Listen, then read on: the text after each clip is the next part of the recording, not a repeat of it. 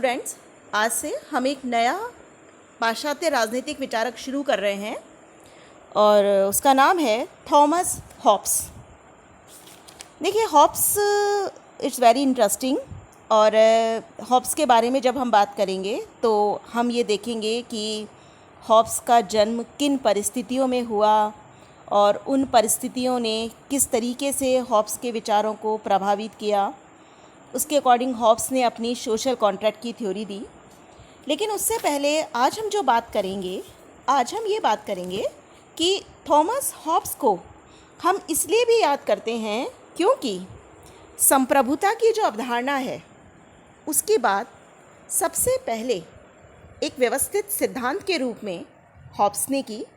तो आज हम हॉब्स के बारे में यही बात करेंगे। तो आज हम पॉइंट ले रहे हैं हॉब्स के बारे में कि हॉब्स संप्रभुता का प्रथम प्रामाणिक व्याख्याता माना जाता है। क्यों माना जाता है?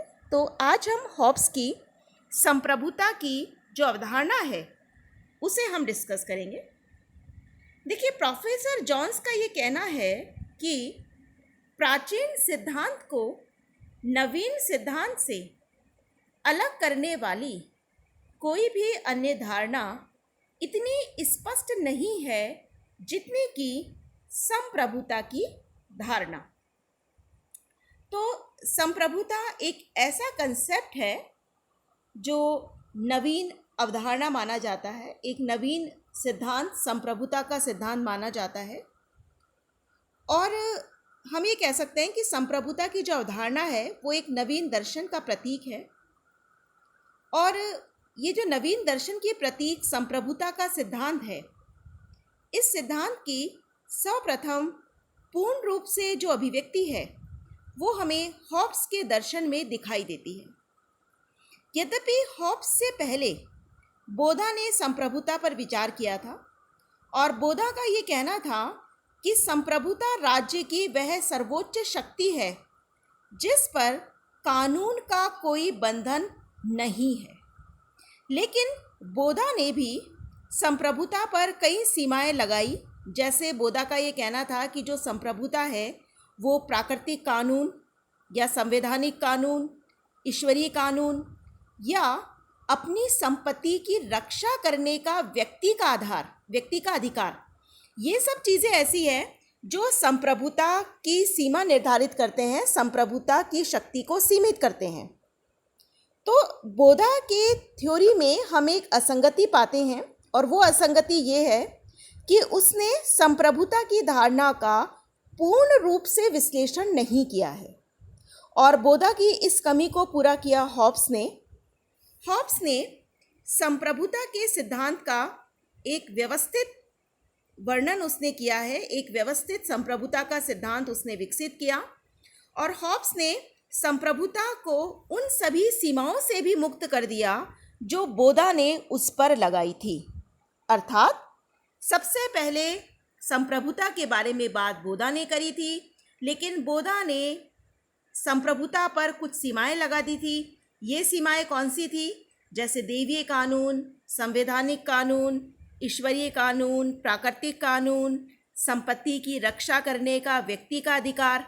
लेकिन हॉब्स का जो संप्रभुता का सिद्धांत है उसमें संप्रभुता पर ये सभी सीमाएं भी हटा दी गई हैं और हॉब्स पहला विचारक है जिसने संप्रभुता का एक क्रमबद्ध सिद्धांत दिया।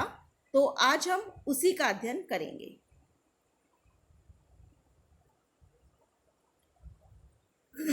देखिए, संप्रभु से अभिप्राय क्या है? हॉब्स ने संप्रभु का पद उस व्यक्ति समूह को दिया है जिसे कि लोग अपने अधिकार हस्तांतरित करते हैं। अर्थात समाज के लोग अपने अधिकार जिस व्यक्ति या व्यक्ति समूह को देते हैं उसे हॉब्स ने संप्रभु कहा है। संप्रभुता राजनीतिक जीवन का एक तथ्य है। जहां कहीं भी राजनीतिक समाज होगा वहां संप्रभुता भी होनी चाहिए। इसके अभाव में प्रत्येक व्यक्ति को मनमानी करने की छूट होगी और राज्य के अस्तित्व का उद्देश्य ही समाप्त हो जाएगा। अर्थात जो संप्रभुता है वो हर राज्य के लिए जरूरी है। जहाँ भी राजनीतिक समाज है वहाँ संप्रभुता होगी ही होगी। अगर संप्रभुता नहीं है तो हर व्यक्ति को मनमानी करने की छूट होगी और राज्य के अस्तित्व का उद्देश्य ही समाप्त हो जाएगा। हम अगर गार्नर की बात करें तो गार्नर ने भी राज्य के 4 मुख्य कंपोनेंट्स बताए थे और उनमें एक मुख्य कंपोनेंट्स था संप्रभुता। अर्थात जहाँ राज्य है, जहाँ राजनीतिक समाज है, वहाँ संप्रभुता अवश्य होगी। अब हॉब्स ने संप्रभुता की क्या क्या विशेषताएं बताई हैं, हम उनके बारे में बात करेंगे। तो सबसे पहली बात हॉब्स का ये कहना है कि संप्रभु समस्त कानूनों का स्रोत है। अर्थात प्रजा के लिए मान्य होने वाले कानूनों को बनाने वाला है संप्रभु। संप्रभु ही कानून बनाता है और कानूनों की व्याख्या भी संप्रभु ही करता है। अर्थात कानूनों का निर्माण करना, कानूनों की व्याख्या करना, ये जो शक्ति है, ये शक्ति केवल संप्रभु के पास है। संप्रभु ही ये डिसाइड करेगा कि समाज की शांति और सुरक्षा के लिए किन नियमों का निर्माण किया जाना चाहिए। इसके बाद नेक्स्ट है संप्रभुता असीमित है। ये संप्रभुता की बहुत इम्पॉर्टेंट विशेषता है कि संप्रभुता असीमित है। कैसे असीमित है? पहली बात तो ये कि संप्रभु सत्ताधारी ईश्वरीय कानून, प्राकृतिक कानून या अन्य किसी कानून से बाध्य नहीं है। देखिए, यहाँ यही बात हम डिस्कस करें कि बोधा ने ये कहा था कि संप्रभुता पर ईश्वरीय कानून या प्राकृतिक कानून एक लिमिटेशन लगाते हैं संप्रभुता पर। लेकिन हॉब्स ने कहा कि संप्रभुता पर किसी तरह के कानून का कोई बंधन नहीं है, न तो ईश्वरीय कानून का और न प्राकृतिक कानून का। क्योंकि हॉब्स का ये मानना है कि संप्रभु राज्य के कानून से ऊपर है। राज्य के कानून को बनाने वाला संप्रभु है, तो जो राजकीय कानून है वो संप्रभु की आज्ञाएं मात्र है। संप्रभु राज्य द्वारा बनाए गए सभी कानूनों से ऊपर है। क्योंकि हॉब्स का ये मानना था कि यदि संप्रभु पर कोई अंकुश हो गया या संप्रभु पर हम कोई नियंत्रण लगा देते हैं तो फिर वह संप्रभु ही नहीं रहेगा। तो संप्रभु पर किसी तरह के किसी कानून का कोई अंकुश नहीं है। चूँकि संप्रभु ने अनुबंध में भाग नहीं लिया, इसलिए वो अनुबंध से भी बाध्य नहीं है। यहाँ किस अनुबंध की बात हो रही है? देखिए, राज्य का जो निर्माण है, हॉब्स का मानना था कि राज्य का निर्माण व्यक्तियों ने एक सामाजिक समझौते से किया है। एक अनुबंध के आधार पर राज्य का निर्माण हुआ है। लेकिन चूँकि संप्रभु ने उस समझौते में भाग नहीं लिया, वो समझौता राज्य में रहने वाले नागरिकों के बीच में हुआ है। संप्रभु ने उसमें कोई पार्टिसिपेट नहीं किया, तो संप्रभु उस समझौते से भी बाध्य नहीं है, वो उस समझौते से भी ऊपर है। तो समझौते की कोई भी शर्त उस संप्रभु पर भी लागू नहीं होती। तो इस तरीके से जो संप्रभु है वो निरंकुश है, उसकी शक्तियाँ असीमित है। हम संपत्ति की बात करें, देखिए यहाँ पर भी बोधा का ये कहना था कि कर लगाने के लिए जनता की स्वीकृति आवश्यक होती है, लेकिन हॉब्स ने इसको स्वीकार नहीं किया। हॉब्स का ये कहना है कि संपत्ति का जो कानूनी अधिकार है, इसका जन्म भी राज्य के साथ ही हुआ है, तो संपत्ति को बनाने वाला भी संप्रभु ही है। तो चूँकि संपत्ति को बनाने वाला संप्रभु है, इसलिए संप्रभु जब चाहे व्यक्ति से उसकी संपत्ति ले सकता है। इसके अलावा चूँकि जो संप्रभु है वो ही निर्धारित करता है कि क्या उचित है, क्या न्यायपूर्ण है, क्या नैतिक है, क्या अनैतिक है। तो संप्रभु नैतिकता से भी ऊपर है, संप्रभु नैतिकता से भी बाध्य नहीं है।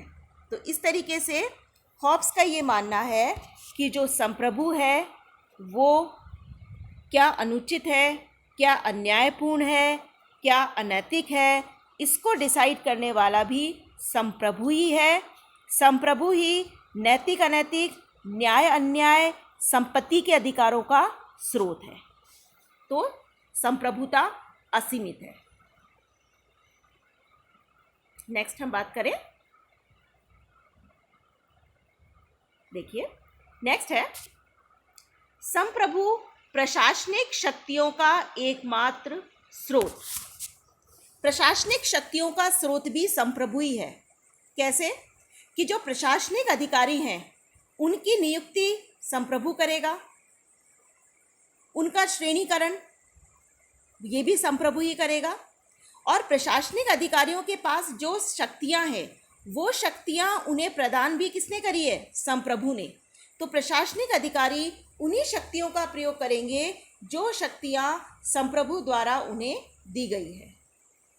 इसके बाद है संप्रभु न्याय का स्रोत। हॉब्स ने यह कहा कि संप्रभु न्याय का स्रोत है, और न्यायाधीश क्या है? न्यायाधीश हैं सिंहासन के नीचे के सिंह। तो एक तरीके से जो हॉब्स है वो न्यायिक स्वतंत्रता के सिद्धांत को भी स्वीकार नहीं करता। उसका ये कहना है कि जो न्याय है वो भी संप्रभु में ही निहित है। हम ये भी कह सकते हैं कि हॉब्स की विचारधारा में शक्ति विभाजन या नियंत्रण और संतुलन का जो सिद्धांत है इसके लिए कोई जगह नहीं है।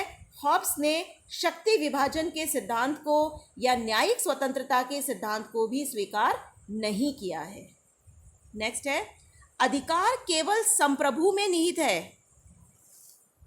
देखिए हॉब्स का कहना है कि व्यक्ति अपने सभी अधिकार संप्रभु को सौंप देता है, और व्यक्ति के पास केवल वही अधिकार होते हैं जो अधिकार संप्रभु के द्वारा स्वीकार किए जाएंगे।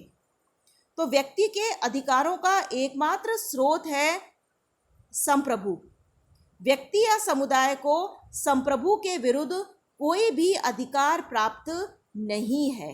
हालांकि हॉब्स ने एक अधिकार जरूर बताया है और वो है आत्म सुरक्षा का अधिकार। हॉब्स का ये कहना है कि यदि संप्रभु व्यक्ति को ये कहे कि तुम अपने आप को मार दो, तुम जहर पी लो, खुद की तुम हत्या कर दो, ऐसी परिस्थिति में व्यक्ति संप्रभु का विरोध कर सकता है। इसके अलावा और कोई भी अधिकार ऐसा नहीं है जो व्यक्ति को संप्रभु के विरुद्ध प्राप्त हो। व्यक्ति को केवल वही अधिकार प्राप्त होंगे जो संप्रभु प्रदान करता है। नेक्स्ट विशेषता देखिए, युद्ध और शांति का निर्णायक। जो संप्रभु है वो अंतर्राष्ट्रीय क्षेत्र में भी संप्रभु है। युद्ध करना है किसी देश के साथ या शांति समझौता करना है, ये डिसाइड करने वाला भी संप्रभु ही है। संप्रभुता अविभाज्य है और अदेय है। अविभाज्य कैसे? कि संप्रभुता के प्रयोग में किसी अन्य को भागीदार नहीं बनाया जा सकता। संप्रभुता किसी अन्य को हस्तांतरित नहीं की जा सकती। यदि ऐसा किया जाएगा तो संप्रभुता नष्ट हो जाएगी। तो संप्रभुता की एक विशेषता ये है कि वो अविभाज्य होती है और अदेय होती है। नेक्स्ट है संप्रभुता का क्षेत्राधिकार सर्वव्यापी। इससे क्या अभिप्राय है? इससे ये अभिप्राय है कि सभी व्यक्ति संप्रभुता के क्षेत्राधिकार में आते हैं। कोई भी व्यक्ति ये दावा नहीं कर सकता कि वो संप्रभुता से मुक्त है। तो कोई भी व्यक्ति हो, चाहे कोई भी समुदाय हो, सभी संप्रभु के अधीन है। अब हम आलोचना देख लेते हैं इस सिद्धांत की। देखिए हॉब्स का ये जो सिद्धांत है संप्रभुता का सिद्धांत, इसके दो कारणों से आलोचना की जाती है। पहली आलोचना तो इसलिए की जाती है कि ये कहा जाता है कि ये जो संप्रभुता का सिद्धांत है ये असत्य और अवास्तविक है। ऐसा क्यों? क्योंकि वास्तव में कोई भी संप्रभु सत्ताधारी ऐसी निरंकुश और असीमित शक्तियां नहीं रखता जिनका आरोप यह सिद्धांत उसमें करता है। तो जिन असीमित शक्तियों की बात की गई है, अगर व्यवहार में देखा जाए तो किसी भी प्रभु सत्ताधारी के पास ऐसी शक्तियां नहीं होती। और दूसरी आलोचना इसकी की है वाहन ने। वाहन ने इसकी आलोचना करते हुए इसे क्या कहा है? नग्न निरंकुशवाद। ये आप ध्यान रखेंगे, ये पूछ सकते हैं कि वाहन ने क्या आलोचना की है। तो वाहन ने इस संप्रभुता के सिद्धांत की आलोचना करते हुए इसे खतरनाक कहा है। खतरनाक क्यों कहा है? क्योंकि वाहन का ये मानना है कि ये सिद्धांत एक नग्न निरंकुशवाद की स्थापना करता है। निरंकुशवाद क्यों? क्योंकि इसमें एक तरीके से सारी शक्तियां संप्रभु के पास हैं और प्रजा के पास जो संप्रभु है उसके अगर वो मान लीजिए एक्सप्लॉइटेशन करता है प्रजा का, तो ऐसी स्थिति में प्रजा के पास संरक्षण का कोई अधिकार नहीं है।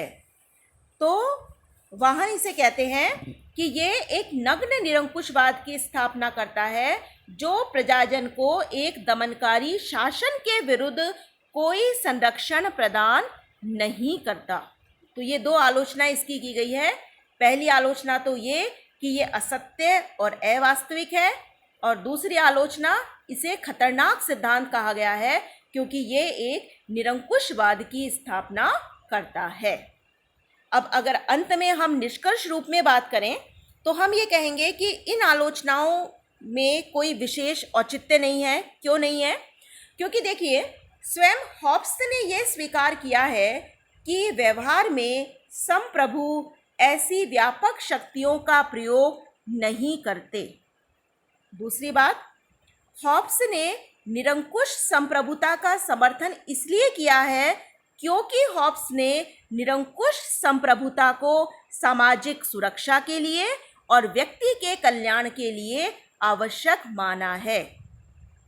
इसके अलावा हॉब्स का जो मुख्य उद्देश्य था वो ये निर्धारित करना था कि आदर्श रूप में एक संप्रभु के पास क्या क्या शक्तियां होनी चाहिए जिससे कि वो उन कार्यों को क्षमतापूर्वक कर सके जिसके लिए राज्य की स्थापना की गई है। अर्थात हॉब्स का उद्देश्य ये बताना था कि एक संप्रभु के पास क्या क्या शक्तियां होनी चाहिए जिससे कि संप्रभु वास्तव में उन उद्देश्यों को पूरा कर सके जिस उद्देश्य से राज्य की स्थापना की गई है। तो अंत में निष्कर्ष रूप में हम ये कह सकते हैं कि संप्रभुता के सिद्धांत की प्रामाणिक रूप से जो व्याख्या है वो सबसे पहली बार हॉब्स ने की, और हॉब्स का ये एक मेन कंट्रीब्यूशन रहता है कि हॉब्स ने संप्रभुता के सिद्धांत का व्यापक रूप से विवेचन किया है। उसने संप्रभु को उन सभी सीमाओं से मुक्त कर दिया है जो सीमाएं बोधा ने उस पर लगाई थी। हॉब्स ने संप्रभु को सभी कानूनों का स्रोत माना है, सभी प्रशासनिक शक्तियों का स्रोत माना है, न्याय का स्रोत माना है, अधिकारों का स्रोत माना है, और उसने माना है कि संप्रभुता असीमित होती है, ये अविभाजित होती है, अदेय होती है, और इसका क्षेत्राधिकार सर्वव्यापी होता है। तो ये हॉब्स का एक मेन कंट्रीब्यूशन है कि उसने संप्रभुता के सिद्धांत की सबसे पहली बार व्यवस्थित रूप से, क्रमबद्ध रूप से व्याख्या की। Thank you.